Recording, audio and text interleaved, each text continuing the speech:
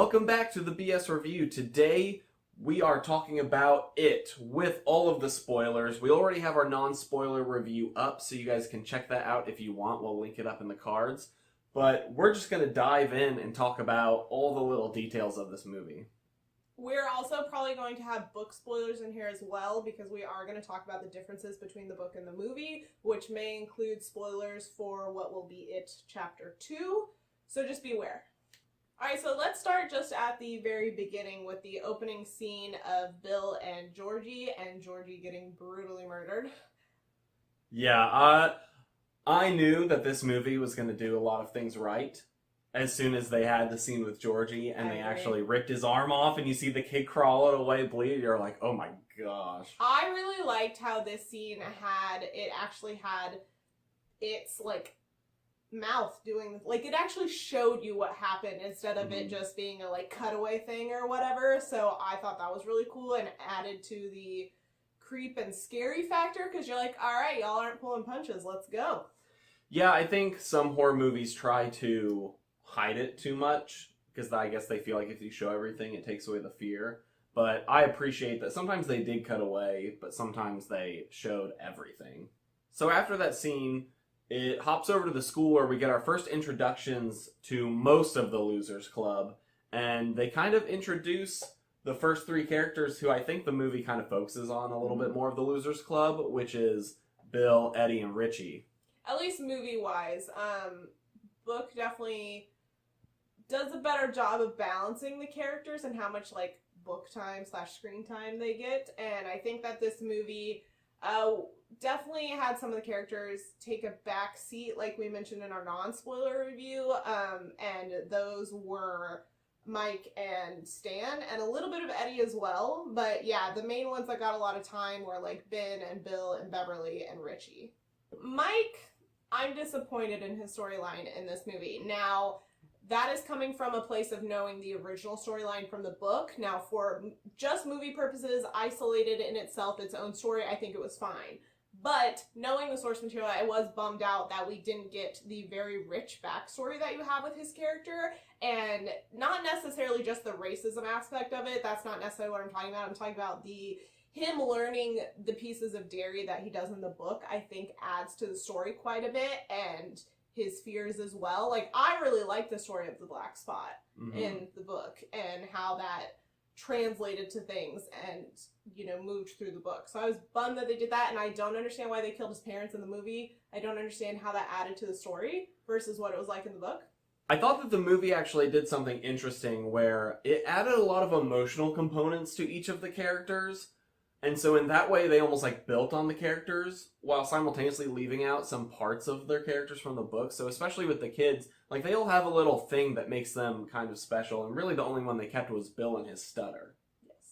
Whereas in the book, Ben's supposed to be a really good architect. Eddie's supposed to be very naturally gifted at finding things. But even with Bill's stutter, so in the book, the way they beat it, at least mainly as kids and somewhat as adults, is the fact that they overcome whatever their thing is, and once they overcome that, it's not necessarily their fear. Sometimes it's their fear, but it's not the big monster fears. One of them is Bill's stutter. It's something he struggles with and kind of, I guess, fears in a way. And when he overcomes that in the book, it hurts it when he overcomes it. And that wasn't something they included in the movie, was the fact that they included we're not afraid of you anymore, but I feel like that was a very watered down version of what was done in the book.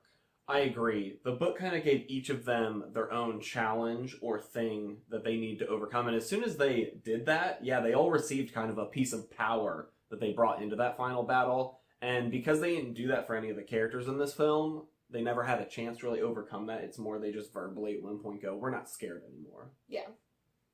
So while we're talking about the kids' fears, let's talk a little more in depth about those. We lightly touched on them in the non-spoiler, but obviously there's a lot we couldn't discuss without being super spoilery. So a lot of things that they added in were Stan's fear. Stan doesn't really have anything that egregious or that big in the book, and so it was also interesting how they tied it in with his religion. So I've been reading some other people's analysis of the movie and the book to movie differences and stuff like that. So one of the things that was pointed out was the fact that you see Stan struggling with his reading of the Torah, I believe is what Mhm. he's having to do for his bar mitzvah. And he's struggling with that and having a really hard time. And he's also the one who takes the longest to come around to believing that it is a thing and not just in their heads.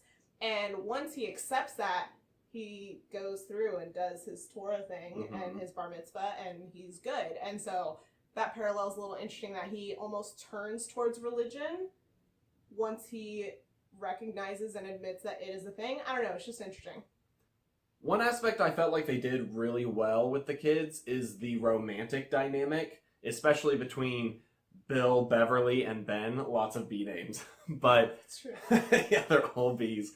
But I really felt for Ben and Beverly in this one more than I did in the book when they were kids. Yeah, I agree, because in the book, this is where we're going to kind of get into spoilers of stuff for the adult section as well, is Beverly and Ben end up together in the book, whereas Bill and her are kind of together as kids-ish in the kid way of being together, and then she ends up with Ben at the end, and I felt like when we got to that explanation part in the book where like it's kind of the epilogue and where everybody ends up, I was like, why? What? Like, it just felt like it was kind of out of nowhere, and I'm like, I didn't get the sense, like, I know Ben had a thing for Beverly, but it never really felt reciprocated in the original novel, and so in the movie they did a whole lot better. In fact, Ben is probably like my favorite out of everyone who was portrayed, and we've actually seen this twice now. We went and saw it again yesterday so we could get a little bit more feel for our spoiler thoughts, but yeah, Ben's my fave. Yeah, I thought it was very interesting how the movie chose to always portray Bill like caring about Beverly, but he never really does that much. Every moment where he has an opportunity to really do something for Beverly, Ben's like right there and Ben's doing it. So like she cuts her hair and Bill's like, "Oh well, your hair," and Ben just leans over and goes, "Your hair's beautiful, Beverly." Like stuff like that all the time, that he just cares about her. And like even at the end, Bill leaves Beverly floating there. Yeah. And Ben stops and actually brings her back, and I thought that was a really cool moment to kind of foreshadow like them ending up together despite there being like a thing between her and Bill. And what was interesting about this movie was how much humor was in it. I personally do not associate horror with humor typically, unless it's like tongue-in-cheek horror like Cabin in the Woods or Scream, those kind of things. But this I didn't necessarily associate with that. There are some of those moments in the book, but it's not as prominent in my mind as it was in the movie, personally. So I actually really enjoyed that part, and some of Ben's humor parts were just great. I loved it, like his little New Kids on the Block. It was hilarious. So funny. And the fact that Beverly like saw that on the back of his door, like his little poster, and then just closed it before anybody else could see it, just hilarious. Yeah, I felt like they put lots of those funny little moments of them like ribbing each other, and especially I thought Eddie was especially hilarious, and Richie, obviously with his character, was very funny the entire time. Richie's a given. He is the comic relief in the book, and he's done it in a really good way, and I think that the humor landed so well in this. So I do want to talk about a couple other characters and their stories. So Beverly, they changed up a bit of her story for the movie, but I thought it was good, I guess. It was interesting to me that they introduced her with bullying, because I don't remember that being in the book, that she got bullied by girls. Am I wrong? Mm-hmm. Yeah, in fact, Betty Ripson was one of the ones who would like make fun of her in the book, yeah. Man, I need to reread the book, apparently. But time to reread the book. Well, I actually really liked how they did that. It kind of already placed her in the zone of the Losers Club. Like, they all kind of have to deal with bullies. The boys are dealing with Henry Bowers and his crew, and then she has to deal with that, and I don't know, she just came across as like really badass and awesome. So I really liked how they introduced her with that. And they also took away her mom in the movie. So she has two parents in the book, and in the movie, I understand why they did it for the movie. In fact, I think this was one of the changes I had no issue with, it because it gave a little more sinisterness to her father and his abuse towards her. I agree. It wasn't as straightforward. Like, he definitely creeped you out, and like you could feel that air of abuse there, but at no point did he actually like hit her, besides at the end when, you know, he like pushed her down. One of the biggest changes from the novel is that they removed a lot of the human element of Derry and it and how that affects the town. So in the book, there's a lot of people who are just kind of gross or evil, and you get a little bit of that in the movie, but by and large, you do, but it's very subtle, and we'll talk about those moments because I have things to say. But the bigger parts that they left out, there was a big one, the very controversial part of the book, which we talked a lot about in our reading blog, was the whole like child orgy at the end of it, which was just no.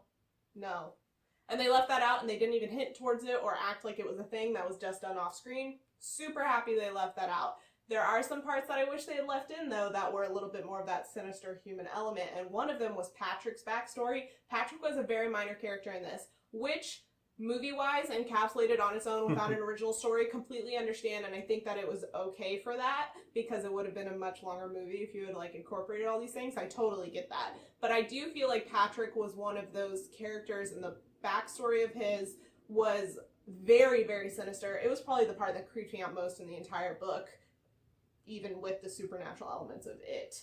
Yeah, it was a very skeevy part of the story, and he was a huge creep, and even his death was really creepy. Just a bunch of, like, leeches came out of a fridge where he was keeping dead animal and, like, ate him, and it was like, oh my gosh. Well, and before that even happened, he's, like, kind of sexually preying on Henry Bowers, and it's interesting and weird, and it just made his death so satisfying, and in the movie I was just like, oh, he's just another one that died, bye! And they took a lot out from Henry Bowers' character, too, because he was actually pretty, like, malicious in the book and evil. He almost had more depth in the book. Whereas in this one, he was more, like, almost like just psychotic. Because throughout the film, he just freaks out and is, I'm gonna hurt you, I'm gonna kill you, kills his dad, and he's got the psycho look the whole time. Instead of just having, like, that really underlying, like, evilness. Like, he enjoys hurting these kids and preying on them and killing his dad. Like, it was a very calm, not like I'm a, like, go psycho move. I think the reason they made him that way in the movie was to highlight the fact that it seeps into Derry and its people, even if it's not overwhelmingly showing itself to people. And so there were some very small moments in this movie which I think are very easy to miss and not pay attention to, where it's very much showing you how much it runs through Derry. And so one of the moments that's a little more obvious was the part where Henry is carving his name into Ben, and you see a car go by, which this part is in the book, but they exaggerated it ever so slightly for the movie. And it goes by, and the people just see that this happening, and they just keep going like they don't care, and you see like a little red balloon pop up in the back. So that's just like, they don't talk about it explicitly in the movie, a little, but not overwhelmingly so, where it's just the fact that its presence in this town just poisons people, essentially, and makes them apathetic, and, like, that's why they don't really notice or care about all these deaths going on. In the book, they mention the fact that, like, one town over doesn't even, like, report on this stuff, whereas this kind of thing happening in any other town would get, like, national news. So, it's just interesting. And a really, really small moment that happened, and a lot of people didn't even catch, was in the library with Ben. This is so weird.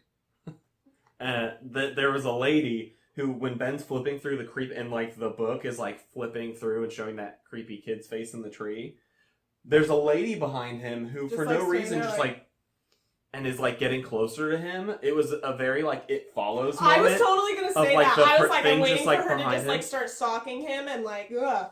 But then they just, like, moved on from it and never referenced it. I was like, what a weird moment. But I think it's just that, it's that added element, or that added, maybe a little bit of an Easter egg for those who know more of the original story. I'm not sure, where it just runs through Derry. So I think that was either it popping in and, like, just watching him be creeped out by this fact, or it was just the fact that she's just very affected by its affect. One of the coolest parts of this movie was Bill Skarsgård's performance as It. Pennywise was so creepy in this. Phenomenal. Just absolutely phenomenal. I just felt like he really nailed the tone of Pennywise. I think Tim Curry's Pennywise gets a little silly sometimes, and he's from New Jersey, whereas this one was just so creepy, and there's so much just menace behind him. Even when he's, like, trying to be nice, you never feel that way.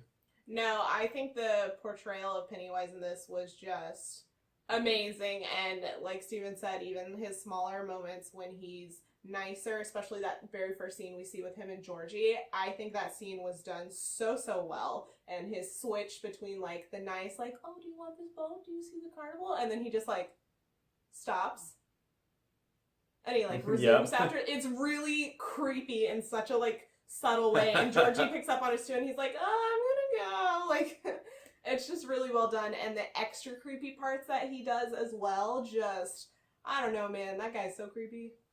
I know, and I really felt like one of the creepiest moments to me was when Mike was getting bullied at the river, and he just looks over, and it's just in the bush, just like chewing on an arm, and I was like, that's like so creepy. Oh my god! I really liked the juxtaposition between him being this horrible killer and just like being goofy at the same time, but not in the way that Tim Curry's performance was, where it just felt, it didn't feel sinister in its goofiness, but this one felt sinister with its goofiness. It almost seemed like he's serial killer child, almost like he's playing with his food. Kind of creepy, which he definitely is. I mean, that's a very big theme of the book, and I think also in this movie that you see is he's building that fear to feed off of. And so he's stalking and then he's hunting, and there's two different parts to that.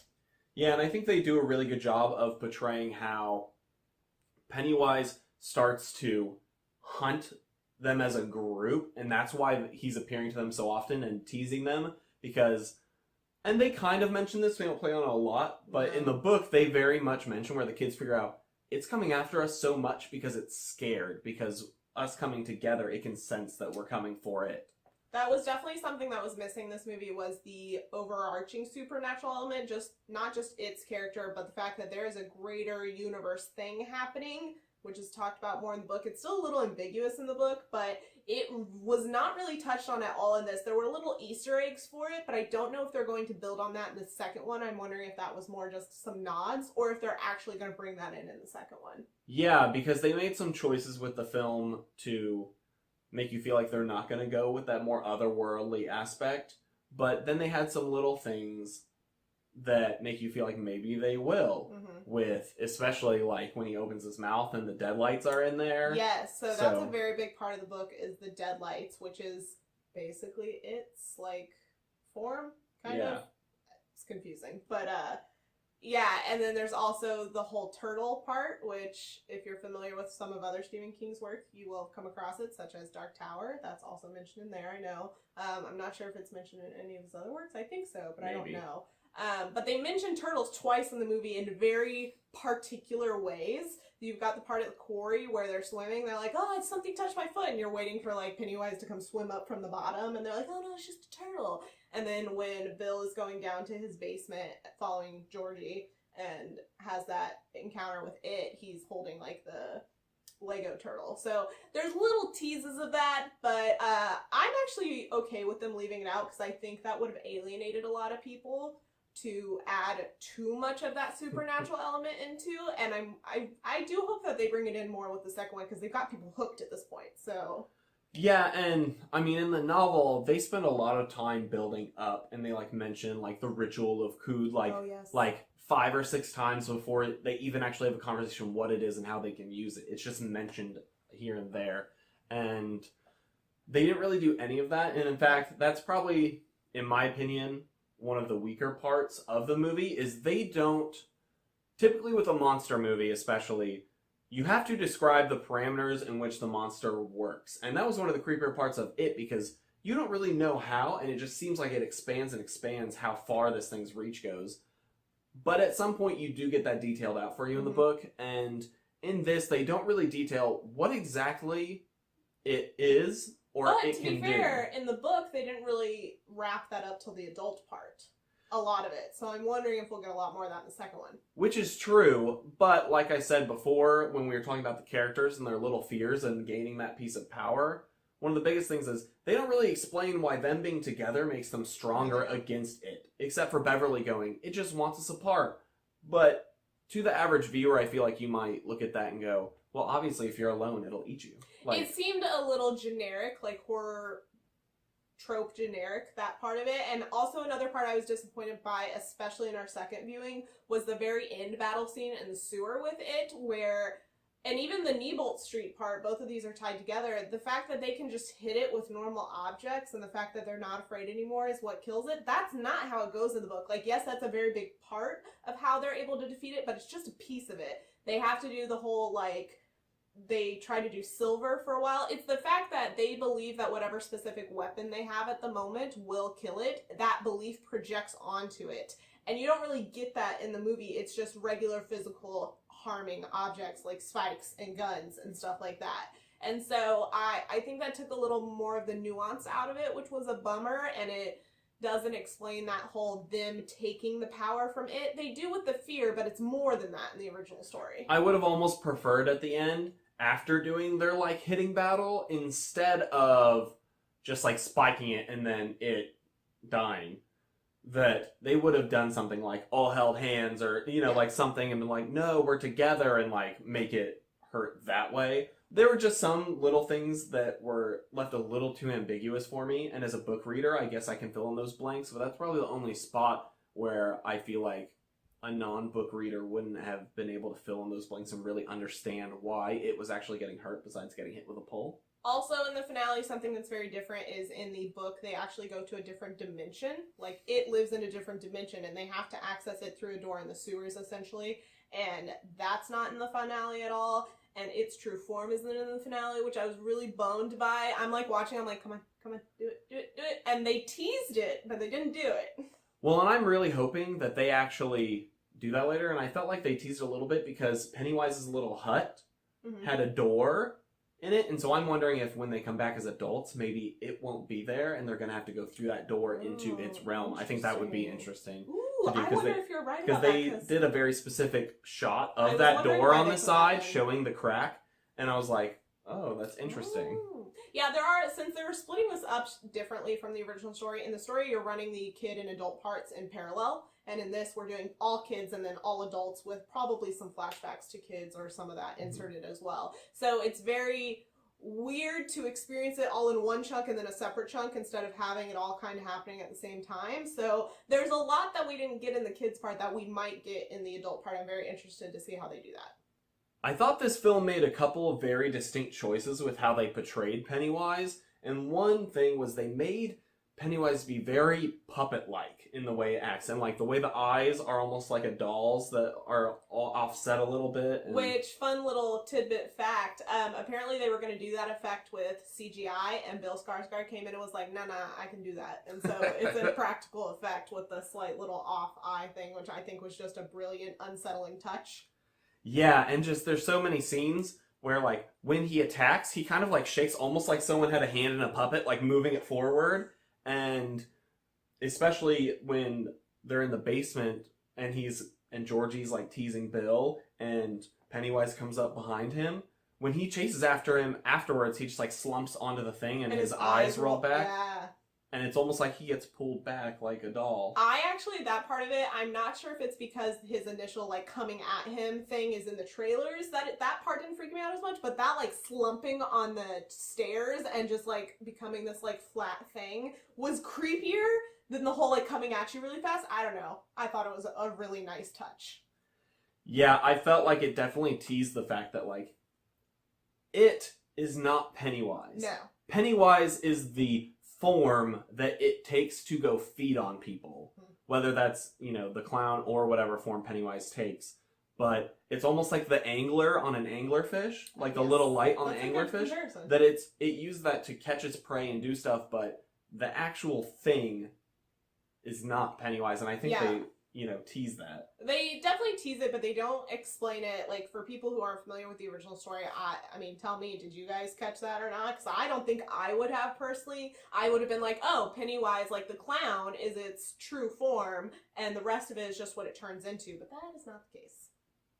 Yeah, and I don't think they made that super clear in the movie, and I'm wondering if they decide to spend some time on that in part 2, because they've already developed a lot of like what it is in this one, but they left so many things ambiguous that gives them a chance to maybe as adults come back and really figure out what it is and why it's doing what it's doing. I think it was a very smart idea to leave a lot of things ambiguous for the second one, because if they didn't do that, they wouldn't have a lot of material for the second one, and you'd have to rely a lot more on like the typical scares and stuff of like things happening. Traditional horror movie, which is not my favorite. I like it to have like reasons behind it and whatnot, and not just be like, here's a scare, congrats. My hope is that with the second part, they fully commit to the weird, because this book does get weird, but it lends a lot of power to like what the kids actually went through and what they had to conquer, because it's not just you can't just hit it with a pole and defeat it by not being scared. You have to Yes. fully go into like battle with it with all of you and try and make it out the other side, and they barely do. So I'm excited to see what they do with it. We ended up really liking this movie. I know we just spent a lot of time talking about like the differences and what we liked and didn't like as much, but we really enjoyed it. We enjoyed it so much we went and saw it the next day again. Yeah, because we got to go to a screening of it, which is obviously free, and I was just like, man, I really want to see this a second time, and I also want to give things I like my money. I like to vote with my dollar, essentially, so. And that's really what we wanted to like talk about in this spoiler review. Things about like the pacing of the film, how it was shot, things like that. We talk about more in our non-spoiler review, but overall this film was really good. If you have not seen this and you like horror or you like Stephen King, for the love of God, please go watch it. Or you just like good movies. This is a pretty scary watch the first time. It's not as bad the second time through. It still got me in quite a few spots, even though I knew they were coming in the second round, though. Yeah, I think that's true for most horror movies, though, that they're not as scary the second watch, but the story is just so intriguing and well done in this film that it's worth a watch. I think a lot of horror films, or even thriller films, they are not good for second watches because of everything gets spoiled on the first round, and so you're just like, oh, well, the only thing it was holding up with was the scares or the suspense or the twists. And while that's not necessarily a bad thing, to make it rewatchable and enjoyable multiple times over, you need to have that depth of the characters in the story outside of the, like, twists and turns and surprises, and I think this did that really well. This is a movie I could see myself watching over and over and over again. I agree. I think it moves beyond just a typical horror film because of the amount of character development and depth that you get with that core group of kids, and how enjoyable it is just to watch them and not just the scary moments. And it really elevates this film to another level. So let us know what you guys thought of this film. If you did see it, I hope you've seen it before watching this video, because otherwise you just got spoiled on everything, but it would still be enjoyable. If you like this video, please give us a thumbs up down below. It really lets us know which videos of ours that you like, and it also tells the YouTube algorithm to show our video to more people. And if you want to check out any of our other videos, we have an entire series on this whole It extravaganza saga thing. I think this will be our last one for a while until the second one comes out, but if you want to check out that series and any of our other videos, we'll have those listed over here on the side. And if you want to see more videos and check out what we're doing on a weekly basis, please subscribe. We would love to have you join our family, and we will see you in our next video.